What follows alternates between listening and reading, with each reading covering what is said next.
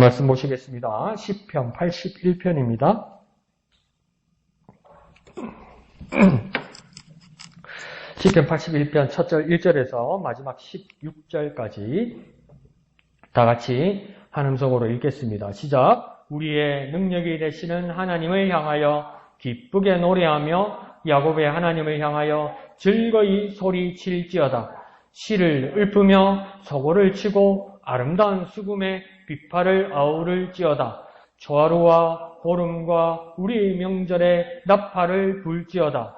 이는 이스라엘의 율례요 야곱의 하나님의 규례로다. 하나님이 애굽 땅을 치러 나아가시던 때에 요셉의 족속 중에 이를 증거로 세우셨도다. 거기서 내가 알지 못하던 말씀을 들었나니 이르시되 내가 그의 어깨에 짐을 벗기고 그의 손에서 광주리를 놓게 하였도다. 네가 고난 중에 부르짖음에 내가 너를 건졌고 우레소리의 은밀한 곳에서 네게 응답하며 무리바 물가에서 너를 시험하였도다. 내 백성이여 들으라. 내가 네게 증언하리라. 이스라엘이여 내게 듣기를 원하노라. 너희 중에 다른 신을 두지 말며 이방신에게 절하지 말지어다. 나는 너를 애굽 땅에서 인도하여 낸 여호와 네 하나님이니 네 입을 크게 열라. 내가 채우리라 하였으나 내 백성이 내 소리를 듣지 아니하며 이스라엘이 나를 원하지 아니하였도다. 그러므로 내가 그의 마음을 완악한 대로 버려두어 그의 임의대로 행하게 하였도다. 내 백성아 내 말을 들으라. 이스라엘아 내 도를 따르라. 그리하면 내가 속히 그들의 원수를 누르고 내 손을 돌려 그들의 대적들을 치리니 여호와를 미워하는 자는 그에게 복종하는 채 할지라도 그들의 시대는 영원히 계속되리라. 또 내가 기름진 밀을 그들에게 먹이며 반석에서 나오는 꿀로 너를 만족하게 하리라 하셨도다. 아멘. 오늘 보면 기도하고 찬양하고 또 하나님이 응답하시는 모습도 나오고, 근데 하나님께서 응답하시면서도 경고와 근면의 말씀도 이렇게 같이 나오고 있습니다. 그래서 세 단락으로 한번 나눠보면 제가 임의로 1절에서 5절까지는 하나님을 찬양하고 기도하는 내용입니다. 그리고 6절에서 10절까지는 하나님의 백성들에게 응답하시는 모습이 나오고 있습니다. 그리고 마지막 11절에서 16절까지는 응답 가운데서도 하나님께서 마지막으로 경고하고 권면하시는 모습이 같이 나오고 있습니다. 그러면 오늘 1절에서 하나님을 향한 고백과 찬양의 모습이 어떠한가를 한번 보게 될 것입니다. 그래서 이스라엘은 광야에서 40년 동안이나 수많은 하나님의 능력의 역사의 현장 한가운데 있었습니다. 그것을 다 보고 다 경험했습니다. 그러니까 그날이 역사였지만 역사를 경험했던 사람들이죠. 그러니까 그 역사를 오늘 지금 또다시 기억하고 고백하는 겁니다. 그러니까 그때 그랬던 것을 오늘 이야기하는 거예요. 그러니까 그 옛날에 광야에서 40년 동안 있었던 일들을 오늘 지금 다시 한번 이야기하는 거예요. 그건 뭡니까? 기억하는 거죠. 기억하는데 그 옛날 이야기를 왜 또 하는 겁니까? 믿음으로 고백하는 모습이 같이 나와 있는 겁니다. 그러니까 우리가 하나님 앞에 응답하고 기도할 수 있는 방법 중에 하나는 뭐냐면 그때를 기억하고 오늘 다시 고백하면 하나님은 앞으로도 역사하신다 이겁니다. 그러니까 성경 말씀도 옛날에 말씀하신 말씀 이렇게 생각할 수도 있지만 그 역사에서 실제로 역사하신 하나님의 말씀을 오늘 우리가 보고 믿음으로 고백하면 하나님은 뭡니까? 지금 우리에게 역사하시고 앞으로도 역사하신다는 겁니다. 그것이 우리 기도하고 찬양하는 방법이 되는 것입니다. 한번 해볼까요? 그때를 기억하고 오늘 다시 고백하면 앞으로 역사하신다. 그러니까 그때를 기억하고 오늘 다시 고백하면 하나님은 앞으로도 여전히 동일하게 역사하시는 겁니다. 그래서 그 하나님을 찬양하고 그 하나님께 믿음으로 기도할 수 있는 것입니다. 그래서 백성들의 기도의 시작은 그런데 무엇이었습니까? 찬양이었습니다. 감사하는 내용이었습니다. 그러니까 또 우리는 너무 머리가 영특해져서 많이 배워서 뭐랍니까? 먼저 찬양하고 감사하면서 하나님을 꼬시면 하나님 마음이 녹아서 하나님 앞에 이제 간구하면 응답을 받을 수 있을 거야. 그러니까 찬양은 뭐냐 그래서 또 쉽게 공식적으로 가르치다 보니까 뭐랍니까? 기도할 때 찬양의 시작은 약치기다. 약치기. 그렇게 말하기도 하지요. 꼭 순서적으로는 틀린 말은 아니지만 다시 한번 생각합시다. 하나님은요 중심을 보십니다. 그러니까 하나님 중심을 보시는 하나님 앞에 은큼하면 그 거짓은 들킵니다. 그러니까 우리는 찬양하는 것도 뭡니까? 진심으로 기쁨으로 하나님 만남이 기뻐서 하나님을 찬양할 수 있어야 되는 거죠. 그러니까 우리가 모르는 사람을 만나도 약속을 만나면 뭐부터 합니까? 안녕하세요. 반갑습니다. 이렇게 시작하잖아요. 근데 우리가 우리를 지키시는 하나님을 약속하신 자리에서 약속하신 시간에 만났는데 그게 어찌하리 기쁠 수 있습니까? 저절로 찬양이 나올 수 있어야 된다는 것이죠. 자, 그래서 우리의 기도의 찬양의 방향과 대상은 누구냐면 오늘 보면 1절에 보면 하나님을 향하여 이럽니다. 그러니까 우리의 방향이 우리의 찬양의 방향이 감사의 방향이 누구를 향해야 됩니까? 하나님을 향하는 겁니다. 내게 어떤 재수 좋았던 일, 기분 좋았던 일, 기분 좋다, 감사하다 막연하게 그렇게 하는 게 아니고요. 우리의 삶이 하나님을 향해서 기뻐하고 하나님을 향해서 찬양할 수 있어야 된다는 거예요. 그리고 마음과 자세는 어떻게 한다고 되어 있습니까? 노래하는데 하나님을 향하여 기쁘게 노래한다는 겁니다. 즐거워해야 된다는 겁니다. 마지못해 할 수는 없다는 겁니다. 하나님을 어떻게 속이거나 안 그러면 하나님을 잘 구슬리기 위해서 마음은 아닌데 기쁜 것처럼 즐거운 것처럼 그렇게 할 수는 없다는 겁니다. 표현하잖아요. 그러니까 한편으로는 이해하는데 막 이렇게 이제 예배 시간에 사람들 많을 때 제가 이렇게 누구를 도와줘야 되고 또 누구 어떻게 하는가 이렇게 다독이기 위해서 보면 아직도 막 예배에 적응이 안 되는 사람은 막 얼굴에 막 일그러지는 사람이 있어요. 너무 힘들어서. 그런데 그게 들키지 않고 솔직하다는 건 좋은 거죠. 그렇지만 우리가 하나님 앞에 정말 하나님 은혜를 깨달은 사람이고 하나님 앞에 나온 거라면 하나님 앞에 기쁘게 찬양하고 기쁘게 감사할 수 있어야 된다는 겁니다. 그리고 그 정도가 어디까지냐면 1절 끝에는 어떻게 합니까? 즐거이 소리칠지어다래요. 소리치기까지 찬양한다는 겁니다. 소리치기까지 하나님을 기뻐할 수 있어야 된다는 거예요. 여러분 한번 생각하십시오. 아무 생각도 없이 요즘 뭐 그런 것도 있대요. 가게에서 뭐 물건 많이 사면 복권을 하나 뭐 끼워주고 이런 거 있더라고요. 그러니까 뭐 이런 걸 주냐 그냥 돈을 주지 이랬는데 그걸 그냥 집 앞에 넣어놨다가 아무 생각 없이 며칠 전에 딱 열었는데 뭐 맞춰보니까 어머야 맞았어. 그럼 어메 좋아서 소리치고 가면 이러잖아요. 아니, 복권 하나 맞아도 소리치고 좋아서 고함 지르는데 우리가 하나님을 만나서 날 구원하신 하나님, 나에게 능력 주신 하나님, 나를 자녀 삼으신 하나님, 마지막 날에 나를 하나님 나라에 부르실 하나님, 그 약속하신 하나님이 확인하신다고 한 번 더 나를 이 자리에서 불러주시는데 그 기뻐서 소리치지 찬양하지 못한다면 그게 내 마음의 진심이 어디 있는 겁니까? 우리 특히 할머니도 오랜만에 손주 만나면 만나기 전날부터 그립고 만나면 너무 반갑고 그래서 그러니까 할머니 할아버지들도 애기가 되잖아요. 누구야? 도전아 세전아 할머니 이러잖아요. 누가 집사람이 나보고 강목사님 저 이 집 사이에 누가 그럽니까? 손주니까 그렇게 하는 거 아니에요. 반가우니까 기쁘니까 소리쳐서 막 손주를 부르고 같이 즐거워하잖아요. 하나님 앞에 찬양하고 감사할 때 소리쳐 즐거워 기뻐하며 하나님 앞에 찬양할 수 있는 마음이 회복되어야 한다는 것입니다. 자, 2절에서 보면 또 어떻게 찬양하냐면 시를 읊어서 하나님을 찬양한다고 합니다. 시를 읊는다는 건 아이고 나는 시에 소질이 없는데 이 뜻이 아니라 새로운 말과 나의 고백으로 노래한다는 겁니다. 그러니까 내가 깨달은 바, 내가 경험한 바, 나의 말, 정말 나의 진심의 어떤 말을 들어서 하나님 앞에 고백하는 것, 그것을 시를 읊어서 노래한다고 이야기하는 겁니다. 그리고 그 다음 뭘 동원했습니까? 소고를 동원했다고 합니다. 그러니까 작은 손부, 그러니까 박자를 맞추는 거죠. 박자를 맞추어서 막 기뻐서 이러니까. 요즘은 많이 없어졌지만 실비집, 대포집 이런 데가 아직도 있긴 있더라고요. 제 교회 이제 예배하러 저는 저녁에 교회를 이렇게 내려가면 저 도서관 갈 때도 아침에 이렇게 저 내려가면 여자 동통사무소 요 사거리에 저쪽에 보면 아직도 그 막걸리 파는 대포집 있어요. 진짜 허름하거든요. 장사 잘 됩니다. 아침부터 와서 마셔요. 아침부터 와서. 네, 얼굴에 나도 익은 사람도 있는데 참 부끄러워서 말 못하겠는데 한 잔 막 그러면 그 허름한 집에서 손님이 안 끊어져요. 안 끊어지는데 거기서도 뭡니까? 흥이 나면 이제 뭡니까? 젓가락도 들잖아요. 시키지도 않는데 박자 맞추잖아요. 왜? 흥이 나니까, 기분이 나니까. 우리가 하나님을 찬양하는데 속옷치며 찬양한다는 거 뭡니까? 작은 손북으로 박자를 맞춰서 시키지도 않는데 막 기뻐서 하나님 앞에 찬양한다는 겁니다. 그리고 또 무엇을 가지고 찬양한답니까? 수금의 비파를 아울러 찬양한다고 합니다.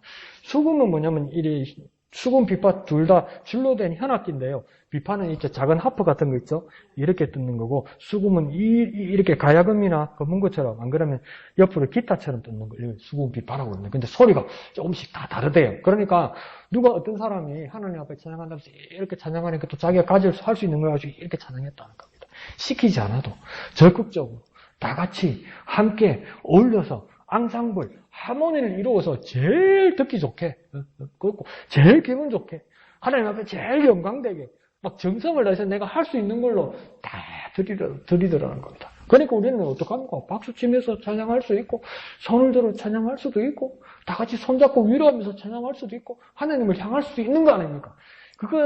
그거 체면 차리지 말고, 부끄러워하지 말고, 우리 다 같이 그렇게 하나님 앞에 소리치며 진심으로 기쁨으로 찬양한다 이 말입니다. 그러니까 감사로 찬양하고 고백으로 노래하는 것은 내가 가지고 있는 것, 내가 할 수 있는 것 다 동원하는 것입니다. 그러니까 정말 기뻐서 진심으로 본심으로 찬양한다 이 말입니다. 그러니까 이게 뭡니까? 이게 제일 어렵죠. 진심으로 본심으로 찬양하는 것.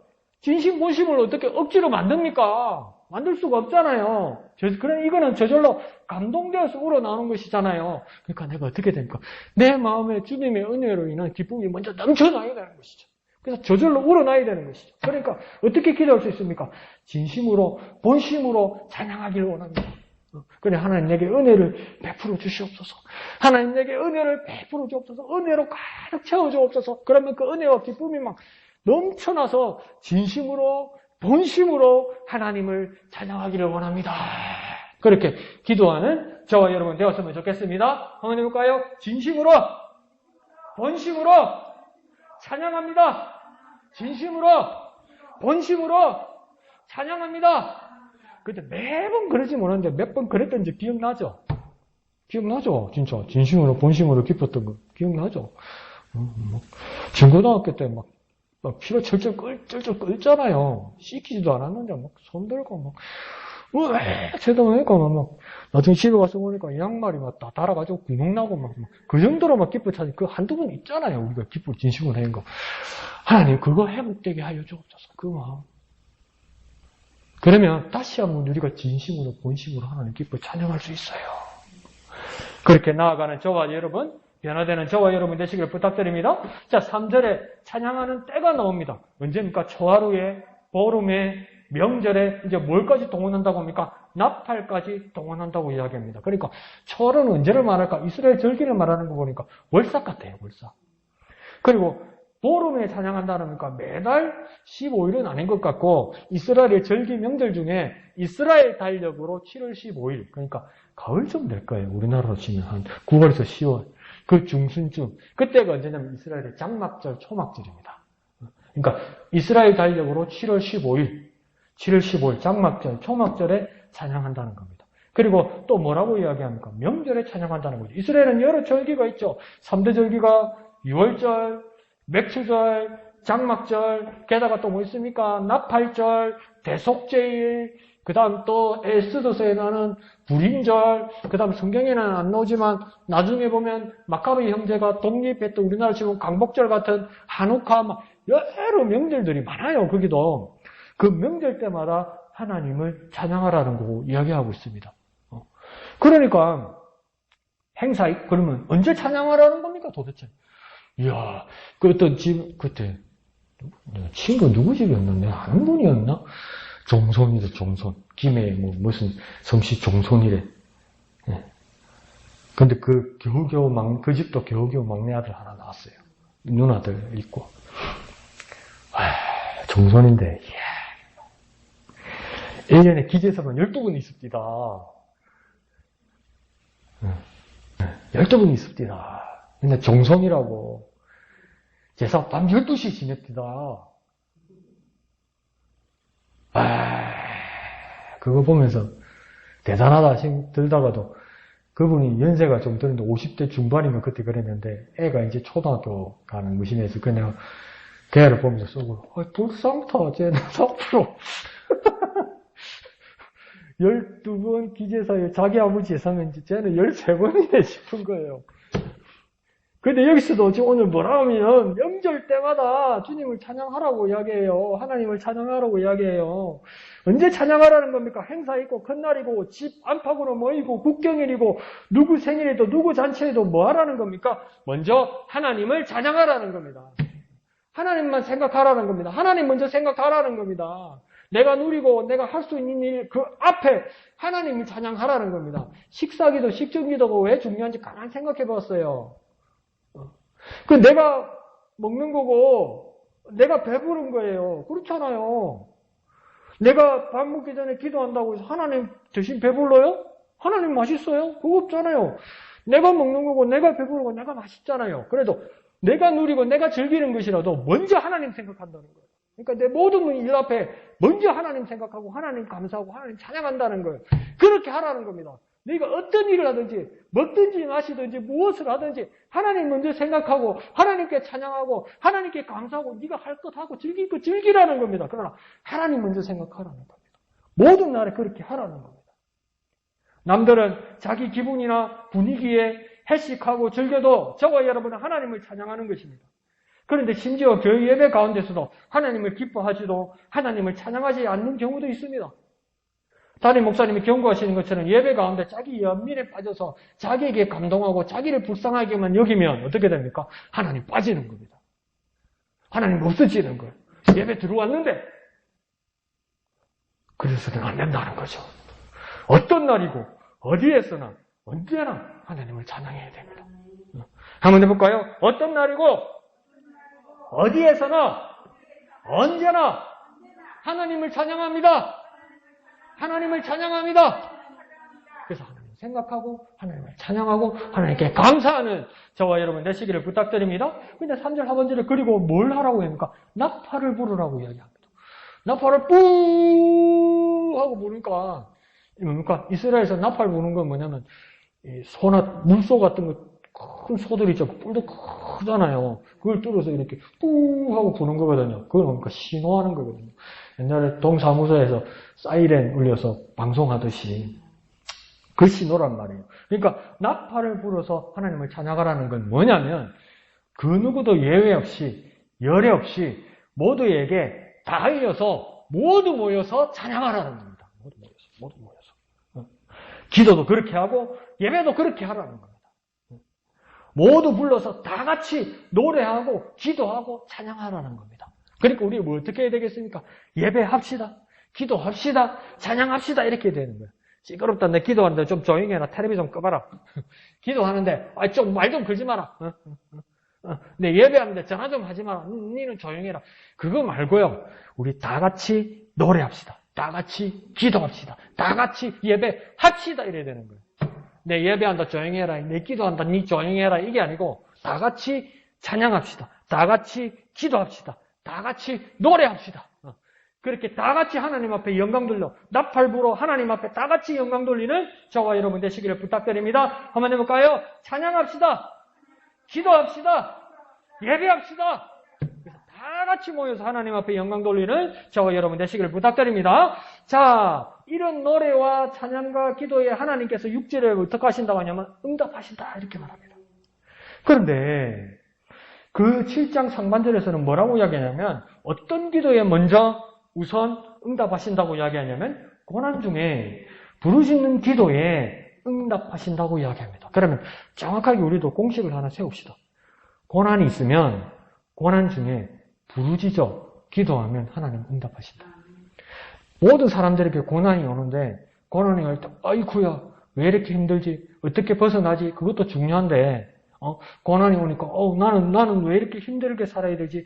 신세한탄하기 전에 고난이 오면 우리는 오늘 7절 상반절 말씀처럼 고난 중에 부르짖어 기도하면 응답하신다. 이거 잊어버리지 말자고요. 그러면 고난 중에 오면 우리 뭐 해야 됩니까? 하나님 앞에 부르짖어 기도하면 됩니다. 이거 잊어버리면 안 되는 거예요. 그럼 우리가 뭘 기대할 수 있습니까? 하나님 응답하신다. 그러니까 응답을 붙들고 기도하는 거예요. 혹시나 이렇게 기도하는 게 아니고 응답을 붙들고 기도하는 거예요. 한번 해볼까요? 고난 중에 부르짖어 기도하면 응답하신다. 고난 중에 부르짖어 기도하면 응답하신다. 하나님 그렇게 분명하게 약속하셨다는 겁니다. 그런데 7절 하반절에 가면 시험이란 말이 나옵니다. 시험. 응답하시면서 왜 난데없이 하나님 왜 시험하신다고 말씀하실까요? 뭔가 우리가 아무리 간절히 부르짖어 기도해도 우리 숨긴 우리의 진심을 하나님 보고 계셨던 것은 아닐까요? 그래서 어떤 예를 하나님께서 들고 계시냐면 하나님은 무리바 광야에서 목마른 백성들을 시험하셨다고 이야기합니다. 물이 없어서 그들은 어떻게 합니까? 하나님을 원망했습니다. 그러면 이들은 이 시험을 통과한 겁니까? 통과 못한 겁니까? 원망했으니까 통과 못했죠. 실패했지요. 통과를 못하고 실패한 것 같은데 현상은 어떤 현상이 나타났습니까? 그 막막한 사막과 같은 광야와 같은 무리바가 물가로 변해서 이스라엘 백성들이 물을 마십니다. 그러니까 뭐냐면 시험을 통과하지 못했는데도 하나님 그들에게 뭘 주십니까? 물을 주십니다. 왜 물 주십니까? 간단합니다. 목마르니까. 불쌍하니까. 엄마가 약속했단 말이에요. 학교 가는 게 아닌데 오늘 시험 치워가지고 90점 넘으면 엄마요 아이스크림 하나 사줄게. 근데 애가 벌써 막 울면서 들어와. 70점. 그러니까 니 70점이니까 아이스크림 안 줘. 그래 됩니까? 엄마는 벌써 사간 냉장고에 넣어놨는데 70점 받아와서 안 줍니까? 그럼 엄마가 먹어야 되나? 그래 주잖아요. 특별히 또 여기 이스라엘 백성들은 그러니까 목이 말라서 이제 죽기 직전인데 어떡합니까? 시험을 통과하지 못했어도 하나님 물을 주십니다. 목마름에 하나님이 주시는 물을 마시면서도 그럼 이스라엘 사람들은 뭘 깨달아 써야 할까요? 자신의 배악을 깨달아야지 않았을까요? 우리가 실패해도 하나님 우리를 먹이십니다. 그럼 우리는 깨달아야 합니다. 내가 잘해서 받는 것만은 아니라는 거예요. 이거 하나님 주시는 건데 이거 내가 잘해서 받는 게 아니라는 걸 때로는 깨달아야 된다는 겁니다. 내가 배역하고 내가 범죄하고 내가 시험에 통과하지 못했지만 하나님 나를 불쌍히 여기서 주신 거라면 감사히 받다 뭡니까? 내가 깨달아야 된다는 거예요. 다시는 이러지 말아야 되고 다시는 이렇게 범죄하지 말아야 되고 이번에는 이제 시험을 통과하고 극복하고 하나님 앞에 성장한 모습을 보여야 되겠다고 깨달아야 되는데 잘못하면 착각하는 겁니다. 내가 잘한 줄 알아. 그래서 내가 어떤 착각합니까? 하나님을 나무래가지고 받을 수도 있다고 생각하는 거예요. 그렇게 생각해서는 안 된다는 겁니다. 깨달아야 합니다. 매번 내가 잘해서 응답받는 건 아닙니다. 한번 해볼까요? 매번 내가 잘해서 받는 건 아니다.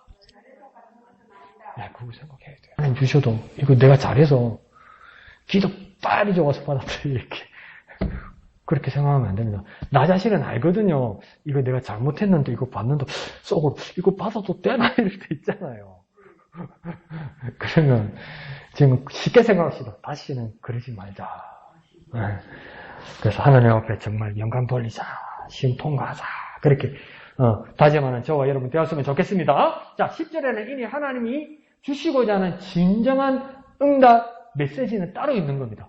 그러니까 10절에 보면 나는 너를 애굽 땅에서 인도하여 낸 여호와 네 하나님이다. 이 말씀을 여러분 어떻게 이해하십니까? 각자의 묵상이 있고 그게 벗어나지 않는 한 자신만에게 주시는 감동도 있을 겁니다. 그러면 각 목사가 또 깨달은 법, 각 목사가 개인적으로 뭐랄까요? 정리한 거는 뭐냐면 그 하나님이 바로 지금 나의 하나님이라는 뜻입니다. 그 하나님을 알기를 원하는데 그때의 하나님일 뿐만 아니라 지금 나의 하나님. 그때 애굽에서 이스라엘 백성들을 구원하시고 광야에서 이끌어 오신 하나님, 무리바 물가에서 시험을 통과하지 못했는데도 목말라 괴로워하는 백성들에게 물을 주시는 하나님. 그때 하나님 대단했네. 이걸로 끝나는 것이 아니라 그때의 하나님이 지금 나의 하나님이라고. 그 하나님을 강 목사는 개인적으로 깨달았다고 합니다. 그때나 그들만의 하나님이 아니라 지금 오늘 나의 하나님이시다. 그러면 지금 오늘 나의 하나님이 내게 기대하시는 바가 있을 것이다. 그 하나님 앞에 영광 돌리는 저와 여러분이 되어야 할 겁니다. 그러니 앞에 구절에서 뭐라고 이야기하냐면 다른 신을 두지도 말고 이방신에게 절하지도 말라 하시는 겁니다. 그러니까 번지수를 계속 잘못 찾아도 물을 마실 수 있다는 착각, 그 착각에서 나오라는 겁니다. 번지수를 잘못 찾아가지고 내 마음대로 막 했는데 뭐가 나오더라. 그러니까 그거 있잖아요. 그것도 한두 번이지. TV를 듣는데 TV가 잘 안 나와. 그러니까 때렸어요. 때리니까 나와. 그렇다고 아무 집에나 가가지고 저기 텔레비 안 넣는 그 집에 텔레비 두드리 주다가 뭡니까? 고장나요. 영원히 못 쓸 수도 있어요. 그러니까 내가 잘못해서 하나님으로 받는 것이 있다면 그러니까 뭡니까? 그냥 대강 믿어도 그냥 대강 살아도 이제 다른 신에게 절해도 이방신을 섬겨도 그냥 기도하면 물 나오더라. 그런 착각에서 나오라는 겁니다.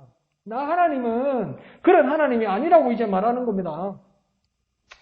내가 잘못해도 유일하신 하나님이 여태 먹이시고 마시우셨다는 그것을 깨달으라는 겁니다. 하나님이 하셨다는 걸 이방신이 주구나 다른 신이 준 것이 아니고 하나님이 주셨다는 것을 깨달아야 된다는 겁니다.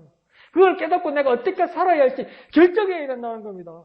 괜찮은데 별일 없는데 그렇게 살면 안 된다는 겁니다. 그렇게 더 무섭지 않아요? 괜찮은데 별일 없는데 그렇게 더 무섭지 않아요? 예배 시간에 딴 생각해도 별일 없던데? 예배 시간에 중간에 나가도 늦게 와도 별일 없던데? 벼락은 무슨 벼락? 햇빛만 쨍쨍하던데? 그게 언제까지 그럴까요? 계속 그럴 수도 있을 것 같아요. 계속 그럴 수도 있겠죠. 근데 마지막 누구 앞에 서야 됩니까? 우리의 모든 삶은. 하나님 앞에 서야 돼요. 죄송합니다. 내가 잘못한 걸 잊어버려도 하나님 잊어버리지가 않아요. 내가 언제 이럴 수는 있는데 하나님 잊어버리지가 않아요. 그걸 깨달으라는 겁니다. 10절 하반절에 그러면서도 하나님 또 당하실지도 모르는데 하나님은 뭡니까? 또 다시 약속하십니다.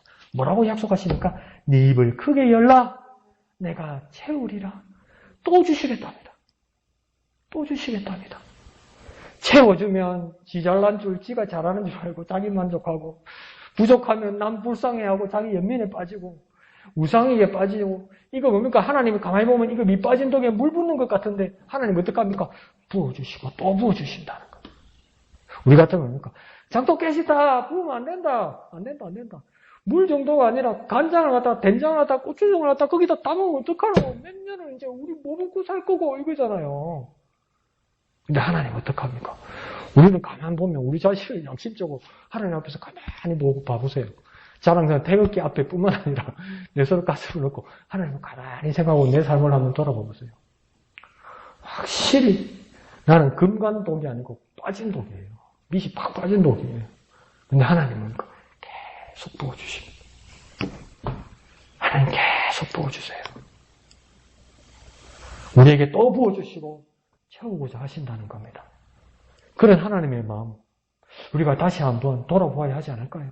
하나님 여전히 우리에게 다 주시려고 하는 겁니다. 우리에게 다 주시려고 하는 겁니다. 심히 보시기 좋았던 하나님의 사람들 아담과 하와 그가 범죄했을 때 정죄하고 버리면 되는데 뭡니까? 이렇게 돼보고 저렇게 돼보고 최종적으로 뭡니까? 자기 아들을 내어주십니다. 다 주신 겁니다. 어머니 아버지들 하나밖에 없는 내 자녀 하나 둘 셋이라도 그 중에 하나 내어서 누구한테 어떻게 목숨을 바칠 수 있습니까? 없어요. 내가 대신 죽으면 죽었지.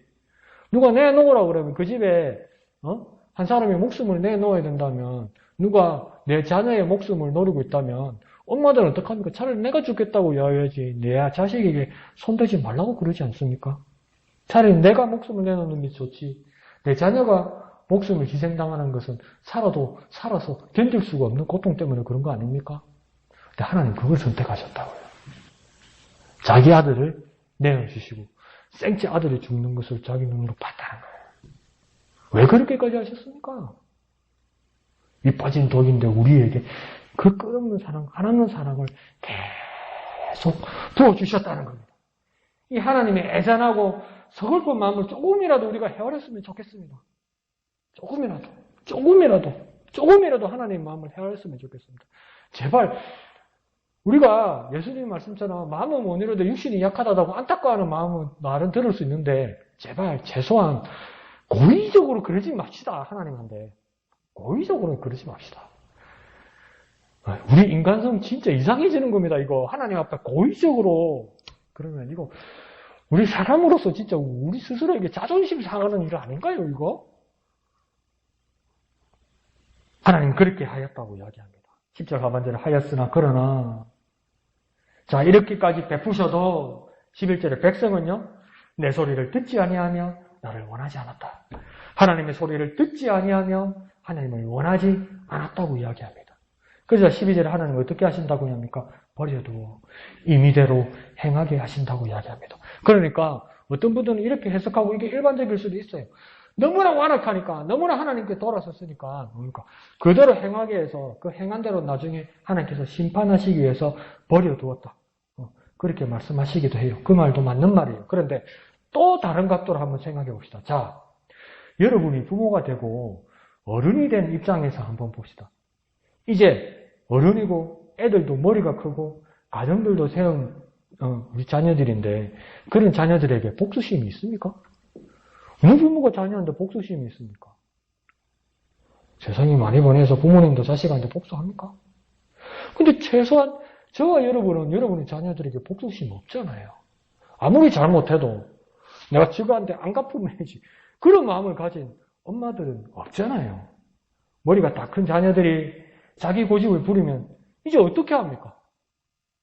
어쩔 수 없잖아요. 엄마 마음은 뻔하다. 애들이 이렇게 해주기를 원하는데 그렇다고 그렇게 하지 않고 자기 소신대로 아들들이 딸들이 그렇게 하려고 할 때 이제 어떻게 합니까? 뭘 할 게 없잖아요. 뭐 할 수 없잖아요. 우리가 하나님께 그런 죄악을 저지르고 있는 것도 그것이 아닌지도 모릅니다. 하나님 여전히 우리를 사랑하시는데 우리가 하나님 외에 딴 길을 가려고 할 때 하나님 어떻게 해줘야 됩니까? 도대체 뭘 해주길 바랍니까? 그 길이 아니라고 하면 듣습니까? 피워봐서 알잖아요. 안 듣잖아요. 살아봐서 알잖아요. 저와 여러분 안 들었잖아요. 그게 하나님 잘못입니까? 정말 삼류 드라마에서 작년에 그게 나오더만요. 바람 피운 남자가 본 부인한테 들키니까 그냥 잘못했다고 그러지. 뭐라고 그런지 압니까? 자기 부인한테. 사랑이 죄는 아니잖아. 그게 말이냐? 바람 피워놓고 그게 부인한테 할 소리냐 그게? 그러니까 삼류 드라마지. 그런데요. 하나님이 우리를 사랑하셔서 딴 길로 가는 우리에게 더 이상 어떻게 할 수 없는 건 그게 하나님이 잘못한 겁니까? 아니잖아요. 그 길이 아니라고 다 말씀해 주셨는데도 안 듣는 건 우리잖아요. 어쩌란 말입니까? 하나님 보고. 뭐라고 채집 들고 이러면 또 폭군이라고 요즘 경찰에 신고하잖아. 하나님 보고 어쩌라는 겁니까? 자, 하나님은 한 번 더 백성들을, 자녀들을, 기도하고 찬양하던 사람들을 향하여서 말씀합니다. 13절에요. 들으라. 그리고 따르라. 이렇게 우리 자신들에게도 외치기를 원합니다. 하나님의 말씀을 들으라. 하나님의 길을 따르라. 하나님 분명히 직무유기하지 않으셨어요. 아직도 말씀하고 계세요. 사랑하셔서 어떻게 해야 되는지 말씀하고 계세요. 들으라, 따르라고 분명하게 말씀하고 계세요. 그런데 그러니까 우리는 우리 각자의 길로 가면서 하나님이 직무유기한 것처럼 하나님을 원망할 마음을 가지고 있어요. 아니요. 사랑하셔서 다 말씀해 주셨어요. 머리 딱 큰 자식을 어떻게 하라는 겁니까? 이걸 죽여요, 살려요. 어떻게 합니까? 키워봐서 아시잖아요. 내 마음대로 되든가요? 안 되잖아요. 그렇다고 그거 더 이상 뭐 어떻게 할 수 있습니까? 우리 자녀들은 자기 삶인데. 하나님이 우리를 그렇게 바라보고 있다는 겁니다. 그러니 우리가 하나님의 마음으로 우리 자신과 우리 지체들과 우리 사람들에게 할 수 있는 최종적인 말은 이거밖에 없습니다. 하나님의 말씀을 들으라. 하나님의 길을 따르라. 그 말은 쉬지 말고 하자고요. 그 말은. 에이, 목사님, 그게 말이 맥힙니까? 아니요, 직무유기하지 마시고 그 말은 하자고요. 한번 더 볼까요? 하나님의 말씀을 들으라. 하나님의 길을 따르라. 그렇게 하나님의 말씀을 들으라. 하나님의 길을 따르라. 그렇게 안내할 수 있고 인도할 수 있고 외칠 수 있는 저와 여러분 되시기를 부탁드립니다. 그러면 16절에 기름진 밀로 반석에서 나는 꿀로 만족하게 하신다고 이야기합니다. 또 약속하십니다. 또 쏘으시면 어떡하시려고? 또 약속하십니다. 무슨 마음인지 아시겠죠? 자녀들 키워보서 이제 여러분 아시는 거예요. 뻔한 거 알아요. 그래도 또 약속합니다, 하나님. 여러분의 가족들에게 또 대주고 또 주셨던 것처럼 하나님 또한 저와 여러분에게 여전히 또 약속하십니다. 고의로 그러든 마음이 약해서 그러든 육신이 연약해서 그러든 환경이 그래서 어쩔 수 없이 그러든 하나님 다 알고 계신데 하나님 주시겠다고 또 약속하십니다. 그래서 저 자신에게 한번 그래 말하고 우리도 다 같이 한번 동의를 얻고 싶은 마음이 이겁니다. 우리 이제 좀 양심이 있어야 되겠습니다. 이제는 제대로 듣고 제대로 좀 따라야겠습니다. 그렇게 하나님의 자녀다운 모습으로 자녀다운 삶으로 좀 거듭났으면 좋겠습니다. 그렇게 축복된 삶을 살았으면 좋겠습니다. 야, 저 친구 왜 저렇게 변했냐? 저 친구 왜 저렇게 성실하냐? 저 친구 왜 저렇게 거룩하냐?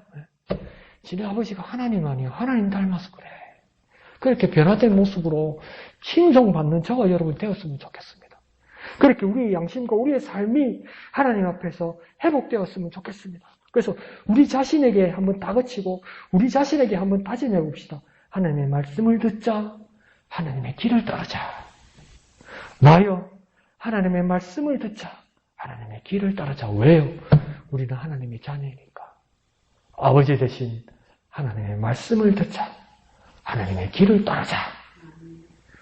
그래서 하나님 우리를 바라보시고 우리에게 채워주시는 그 모든 보람이 하나님께 남았으면 좋겠습니다. 그렇게 하나님 앞에 영광 돌려드리는 저와 여러분이 되었으면 좋겠습니다.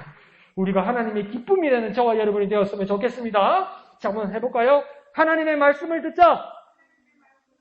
하나님의 길을 따르자. 이렇게 다짐하고 기도하고 하나님 앞에 영광 돌려드리는 저와 여러분 되시기를 부탁드립니다. 1절만 찬송하신 후에 기도하고